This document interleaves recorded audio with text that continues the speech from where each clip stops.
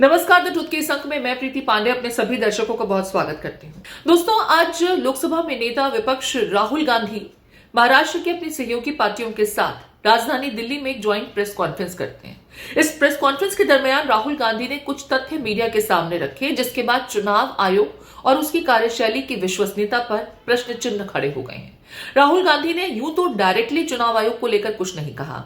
हालांकि चुनाव आयोग में बीते दिनों जब चयन की बात हुई थी तो आयोग में कौन से चेहरे शुमार होंगे उसकी प्रक्रिया का जिक्र शुरुआत में उन्होंने जरूर किया, लेकिन उसके बाद डायरेक्टली चुनाव आयोग पर कोई भी आरोप न लगाते हुए राहुल गांधी ने कुछ तथ्य महाराष्ट्र चुनाव से जुड़े हुए साझा किए। और अगर इन तथ्यों पर गौर फरमाएं तो राहुल गांधी की बातें तार्किक नजर आती हैं और ऐसा लगता है कि महाराष्ट्र चुनाव में हो न हो कुछ तो गलतियां हुई हैं। अब ये गलतियां किसी ने जाने अनजाने में की या सिस्टम एरर है या कुछ और, इसका फैसला हम आप पर छोड़ेंगे। लेकिन राहुल गांधी सबसे पहले अपने एलिगेशंस के साथ क्या कुछ कहते हैं ये आपको सुनाना बहुत जरूरी है।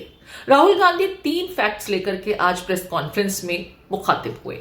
पहले पॉइंट में राहुल गांधी ने दावा किया कि महाराष्ट्र में साल 2019 से लेकर के 2024 के बीच में वोटर्स लिस्ट में जो लोग ऐड हुए उनकी संख्या 32 लाख थी, लेकिन आखिर के 5 महीने में यह संख्या बढ़कर 39 लाख हो जाती है।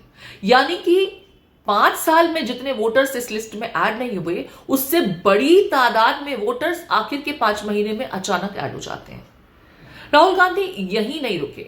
राहुल गांधी ने इसके बाद चुनाव आयोग की सूची में महाराष्ट्र के कुल वोटर्स की संख्या और महाराष्ट्र की जो आबादी है उसको लेकर के एक फैक्ट सबके सामने रखा।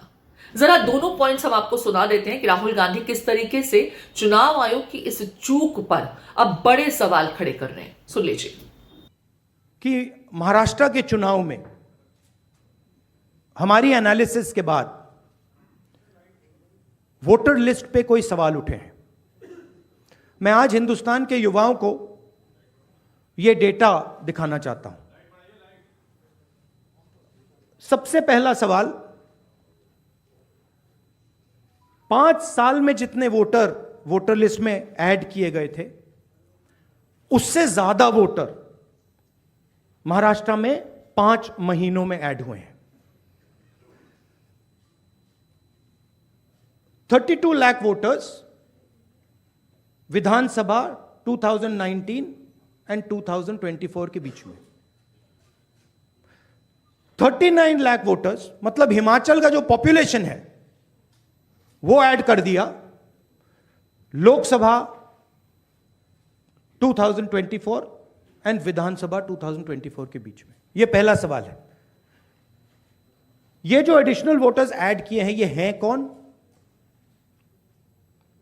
ये कहां थे और ये कहां से आए, पहला सवाल।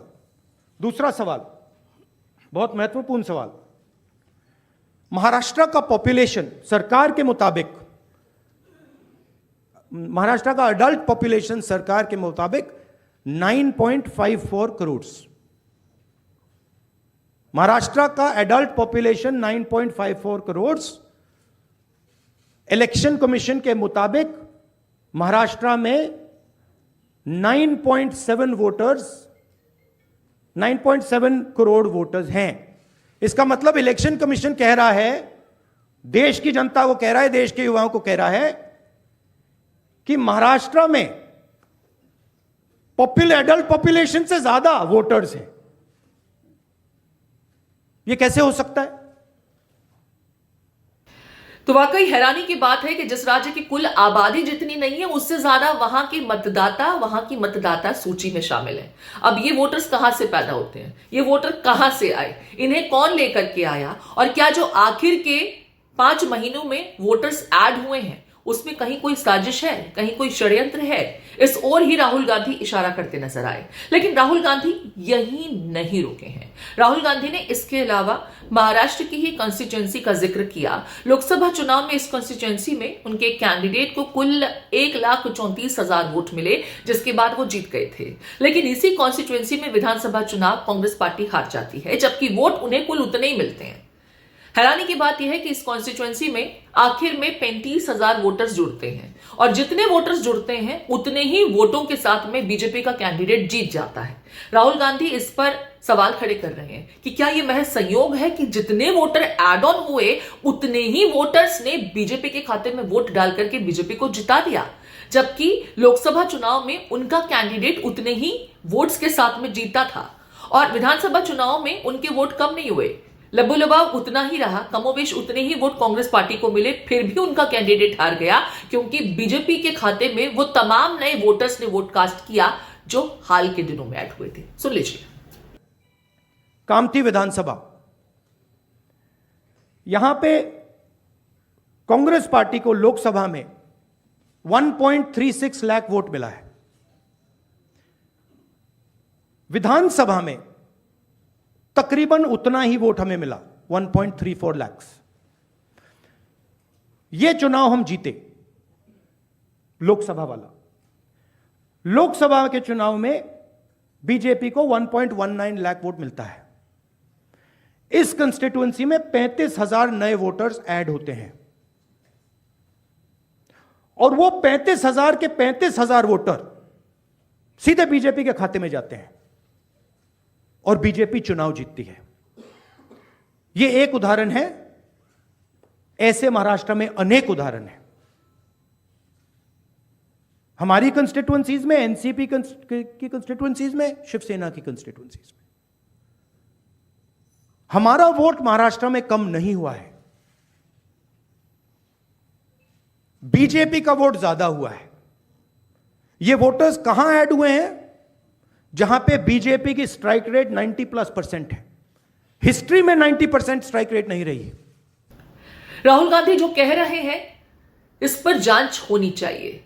फिलहाल राहुल गांधी चुनाव आयोग से महाराष्ट्र के वोटर्स की सूची मांग रहे हैं। लोकसभा और विधानसभा के जो वोटर्स थे उनकी सूची चुनाव आयोग से मांगी जा रही है ताकि यह आंकलन किया जा सके कि यहां पर गलती हुई कहां है, यह गलती है या साजिश है या कोई षड्यंत्र।